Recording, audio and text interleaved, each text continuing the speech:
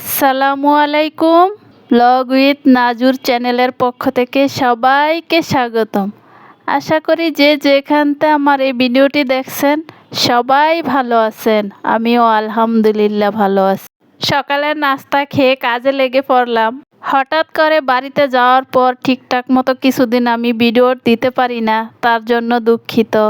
আসলে ঘরের মানুষ ঘরে না থাকলে ঘরে যা হয় আর কি, তো আমার ঘরেরও একই অবস্থা। দেখতেই পাচ্ছেন ধুলাবালি কয়েকদিন যাবৎ বাসায় নেই। পুরুষ মানুষ কি আর অত কিছু খেয়াল করে আর দেখে? তো ভাবলাম যে আজকে ঘরের আসবাবপত্রগুলো একটু ক্লিন করে নিই। আমার তো মনে হয় প্রত্যেকটা ঘরেই আমার মতো একই অবস্থা, তাই না? কথায় বলে না, বাগান সুন্দর বাঁশবাগিচায় ঘর সুন্দর নারী। ঘরে নারী না থাকলে ঘর হয় মরুভূমি।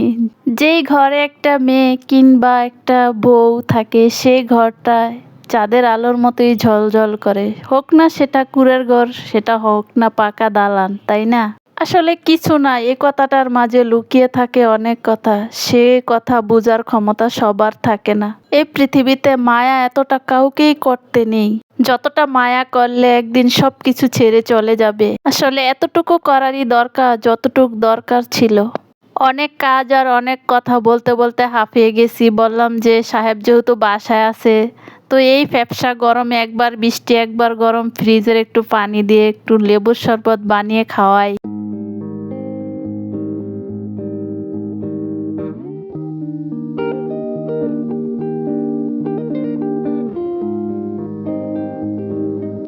আমি জানি না এই মুহূর্তে কে কোত্থেকে আমার এই ভিডিওটি দেখছেন বা দেখতেছেন। দেখতে থাকেন, দেখতে দেখতে যদি কোনো অংশে বিন্দু পরিমাণও ভালো লাগে তাহলে একটি লাইক দিয়ে চ্যানেলটি সাবস্ক্রাইব করে আমার পাশে থাকবেন। আর যারা অলরেডি এই কাজটা করে ফেলছেন তাদেরকে অসংখ্য ধন্যবাদ। শরবত তৈরি করতে করতে এদিকে আমার রান্না বান্নাও চলতেছে। আজ দুপুরে রান্নায় ভাবছি টমেটো আলু দিয়ে মাছ রান্না করব, করলা ভাজি, ডাল। যেহেতু প্রতিনিয়ত একই কমন সবজি, আলু হচ্ছে আমার ফেভারিট একটা খাবার, কিন্তু আপনাদের ভাইয়া আবার খেতে চায় না, তো ওনার জন্য করলা ভাজি আছে, সমস্যা নাই। মাছ ভাজা প্যানে দিয়ে দিলাম কিছুটা পরিমাণ পেঁয়াজ। এখন দিয়ে দেবো কিছু রসুন বাটা, কিছু হলুদ গুঁড়ো, মরিচ গুঁড়ো, ধনে গুঁড়ো, জিরার গুঁড়ো, কিছুটা পরিমাণ স্বাদ মতো লবণ, একটু পানি দিয়ে একটু নেড়ে চেড়ে মশলার গন্ধ যাওয়া পর্যন্ত অপেক্ষা করব। এখন কেটে রাখা আলুগুলো দিয়ে দিব। আলুগুলো দিয়ে একটু নেড়ে চেড়ে দিয়ে দিব টমেটোগুলো।